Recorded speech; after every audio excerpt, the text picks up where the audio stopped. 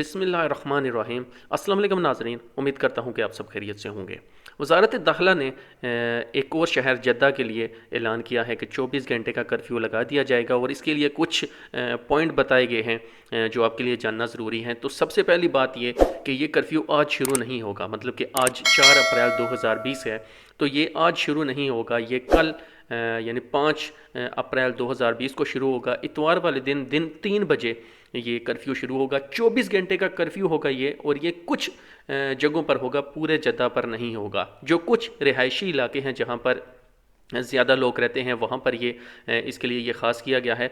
तो ये जो इलाके हैं ये kilo 14, Al Mahjar, Al Quraiyat, Ghulail, kilo 13 and Petromin, ये कुछ इलाके हैं जहाँ पर रहायशें ज़्यादा हैं, लोग ज़्यादा रहते हैं। तो वहाँ पर ये वज़ारत दाखिला की तरफ से ऐलान किया गया है कि कल इतवार से यानी 5 अप्रैल 2020 से जो है ये 24 घंटे का कर्फ्यू शुरू हो जाएगा। और बाकी अस्तस्ना वही है कि अगर आपको कोई ज़्यादा मजबूरी है, कोई इमरजेंसी है, तो आप बाहर निकल सकते हैं, लेकिन बिना किसी वजह के आप वैसे बाहर नहीं निकल सकते।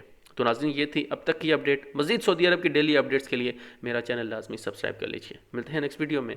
अल्लाह हाफिज़।